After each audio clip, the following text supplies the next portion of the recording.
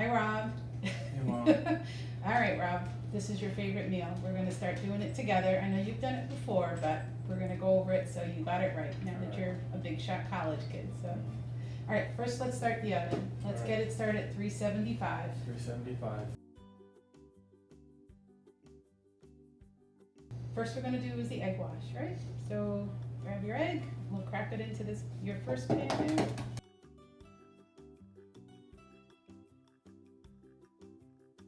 All right, Robbie. Got the eggs in there. I like to put a little bit of milk in there just so that it's easier to mix and it lasts a little bit longer.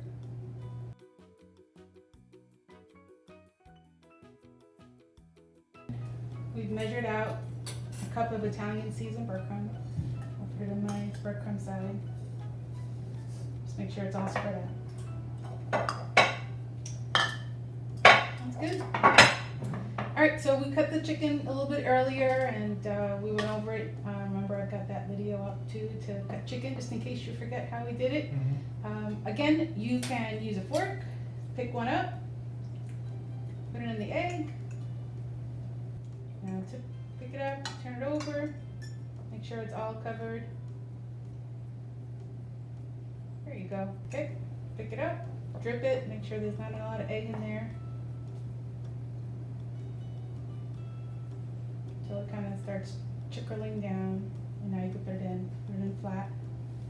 Put your fork to the side. And then what I usually do is I usually put the breadcrumb right on top so that it gets all covered. And then I flip it over. Once I've gotten one side covered pretty well, I just flip it over and do the other side. Alright, we'll just do it for the rest of our slices.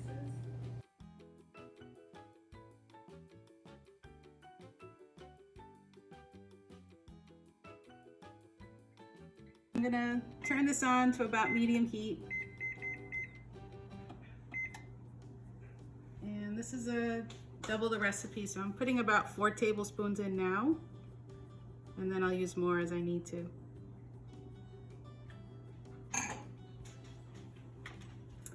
Let that get heated up. Wash your hands so you have all the egg and bread off. I just did mine. While that's heating up, we'll start cutting the mozzarella because we're going to need that to put on top. All right, I'll cut a few slices. We have about 10 pieces of chicken, but you can see the pieces are pretty big compared to the size of the mozzarella. So we'll cut about maybe 15 or so slices. That should be enough to cover the cheese, the meat really well. Okay. All right, so what I'm gonna do is, I'm left-handed, you're right, so we're gonna do our own thing. What you wanna do is get a very thin slice. So I'm gonna say that's probably a little less than 1/4 inch. And I'm just holding the meat real close. I want it to melt evenly. So I'm gonna do about 5 of them. And then I'll have you do it, and then you can tell me if you need any help. Just make sure it's on the thin side so it melts evenly. It's on the thick side that way. If you can put it thinner, and then just hold the cheese like this, kind of like you're holding it as a block. Like this? A little thinner.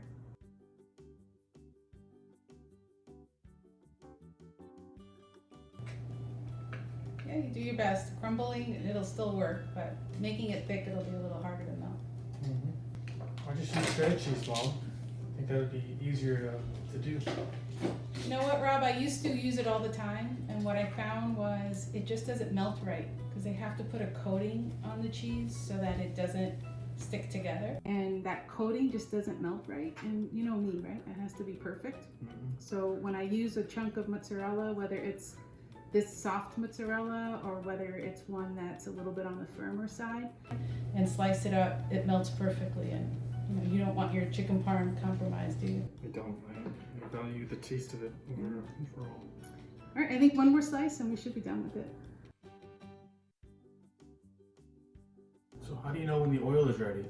You know, I get a little bit of that breadcrumb and I just drop in. And if I see it bubble up like that, I'm pretty certain it's warm enough.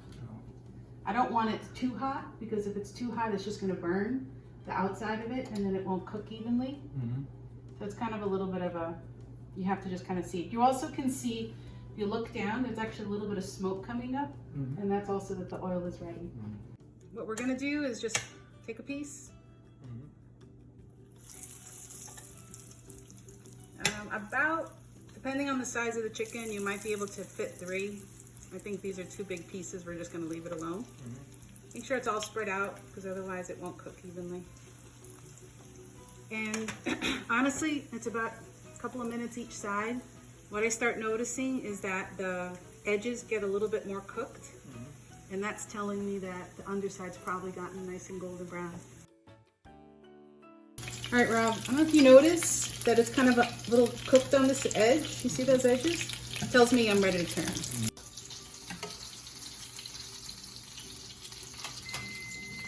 All right, Robbie, just how I did it. Just shake off the extra breadcrumb, that's it. And put it on the side there, good. And then grab another one. Shake it off, good. Yeah, we make big chicken slices today, so. That's you're right. See the white around the edges? Yeah, it looks like it is browning. All right, Rob, when I see it getting that dark brown, I usually bring it down by a half. Wow.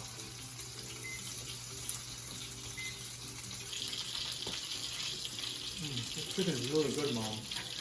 Are you going to? We're gonna do it over here. Okay. That's a great idea. You're gonna have to cut some more cheese. All right, Rob, we're going to get the chicken ready for chicken parm to go in the oven. We made the sauce before, like I said. I use about a ladleful, and I just pour it over.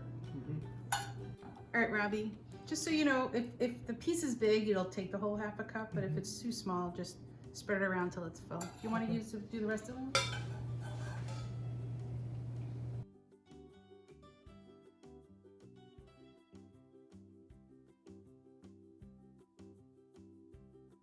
This is the golden sauce that you talk about to your friends?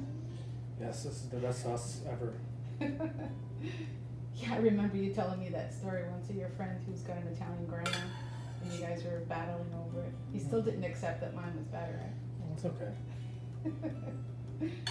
And we're gonna put some Romano cheese in. I use probably about a half of a tablespoon for each one. Spread it around. You can use your hands to do it. Sounds like a plan. Stay in.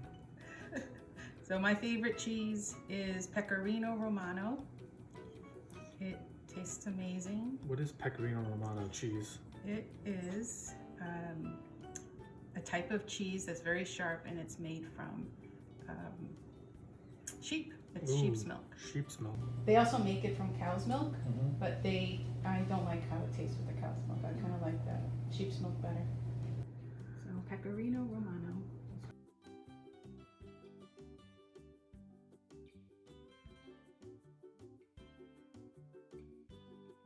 And again, you can, if you think this is too much cheese, which I can't believe you're gonna say it's too much cheese, you can always put less. All right, we're going to put basil leaves, probably about a couple per each one. I used to not do this, but I made these the last couple of times this way, and I think it just adds to it. It's kind of the sweetness of it. So just grab some leaves and just put them, you know, kind of just to cover, not the entire thing. If it's kind of bubbly like this, it's gonna not sit well. So I usually try and flatten it out. Or if you've got little ones, just kind of just spread them in there. Okay.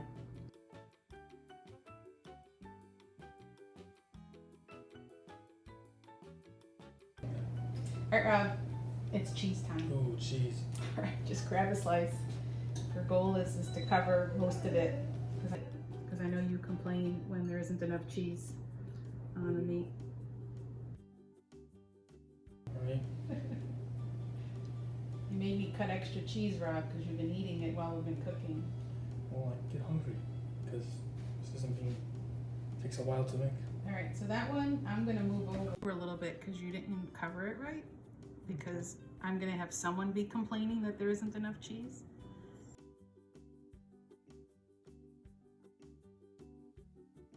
All right, it looks like we're almost done. That's right. You can finish the last one. All right, Ron. Let's pop it in middle of the oven, 375. And we're gonna close that up. And we're gonna put the timer on 20 minutes. All right, Ron, good job, well done. Job well done. Good job. That's not wine, is it? It is not. 21 next year. Mm-hmm.